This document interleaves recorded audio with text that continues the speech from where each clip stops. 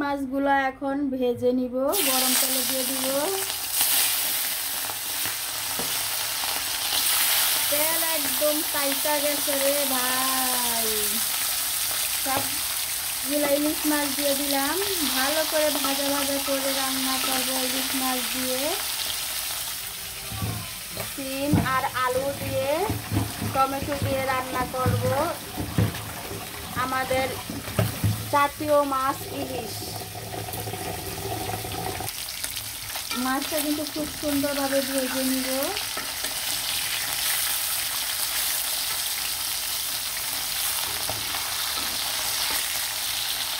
মাছটা ভাজা হয়ে গেলে আমি মাছটা কিন্তু উঠিয়ে নিব।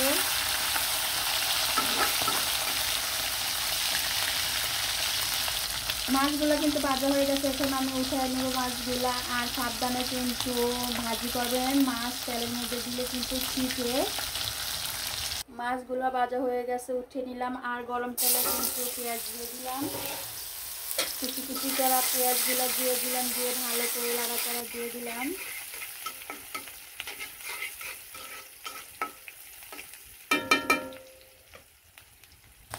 পেঁয়াজগুলো বাদামি কালার হয়ে আসলে কিন্তু দিয়ে দিব সিমগুলো।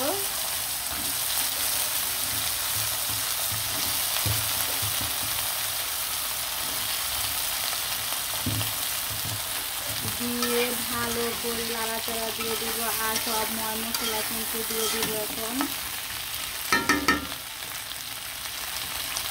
এখানে টমেটো কাটলাম আর কাঁচামরিচ কাটলাম, দেশি ধনিয়া পাতা কাইটা নিলাম কুচি কুচি করে। আর এটা কিন্তু আলুটা আর সিমটা আগে সিদ্ধ করে নিলাম খুব ভালোভাবে। এখন সব মশলা দিয়ে দিব। হলুদ, মরিচ, জিরা আর ধনিয়া গুঁড়ো দিয়ে দিলাম, দিয়ে ভালো করে সিমগুলো আলুগুলো কিন্তু কষিয়ে নিব। আর এর মধ্যে কিন্তু সিম আর আলুগুলো সিদ্ধ হয়ে যাবে। আর এখানে কিন্তু টমেটোগুলো দিয়ে দিলাম, টমেটোটাও এভাবে কষিয়ে নিব সিম আর আলুর সাথে। ইলিশ মাছ দিয়ে সিম রান্না করলে কিন্তু আসলে অনেক স্বাদ, অনেক মজা। তাও আবার বেশি ধনিয়া পাতা আছে সাথে। সিমগুলো, আলুগুলো, টমেটোগুলো কিন্তু খুব সুন্দরভাবে নাড়াচাড়া দিয়ে কষিয়ে নিলাম।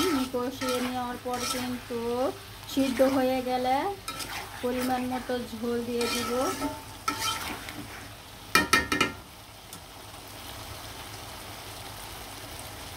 খুবই সুন্দর একটা কালার চলে আসছে। সিমগুলো কিন্তু সবুজ সবুজ হয়ে গেছে, দেখতেই পাচ্ছেন। অসাধারণ একটি রান্না। দেশি মুরগিটাও কিন্তু আমার রান্না হয়ে গেছে, এখানে রাইখা দিলাম। আমার সিম তরকারিটাও কিন্তু রান্না হয়ে যাচ্ছে। সকালে উঠেই শুধু রান্না বান্নার কাজ আগে করতে হয়। আর এটা কি ফল আপনারা বলতে পারবেন কি? কমেন্টে অবশ্যই জানাবেন এটা কি ফল। ফলটা কিন্তু ভিতরে আলি আছে। এটা কি ফল বলুন তো দেখি, এটা কি ফল? কে কে বলতে পারবেন?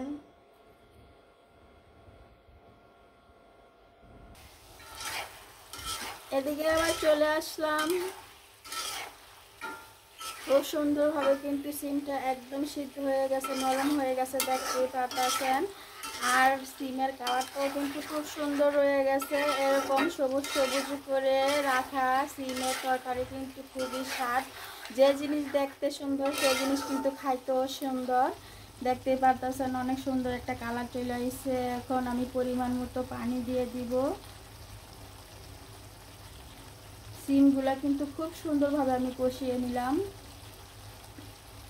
যে কোনো তরকারি রান্না করবেন ভালো করে সুন্দরভাবে আগে কষিয়ে নেবেন, কষানোর পর পানি দেওয়ার চেষ্টা করবেন, কারণ কষানোই তরকারির মজা বেড়ে যায়।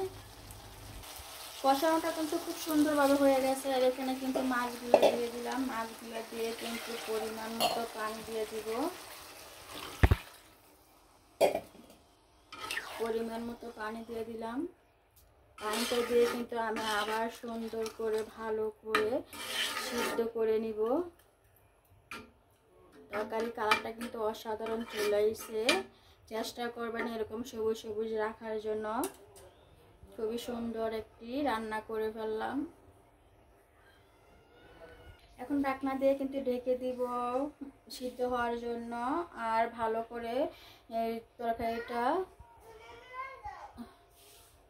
হয়ে যাওয়ার জন্য। আর এখানে কিন্তু কুচি কুচি করা ধনিয়া পাতাগুলা তরকারিটা হওয়ার পর দিব, যে সময় উঠিয়ে নেই ওই সময় দিব ধনিয়া পাতাগুলা। ওই সময় দিলে কিন্তু গ্রানটা খুব সুন্দর চলে আসে।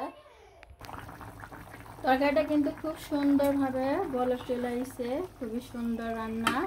ইলিশ মাছ দিয়ে সিম রান্না করলাম, আলু দিয়ে টমেটো দিয়ে।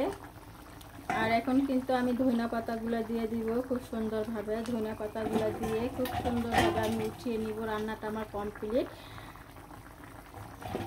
আমি ঝোল ঝোলই রাখবো, বেশি শুকাবো না।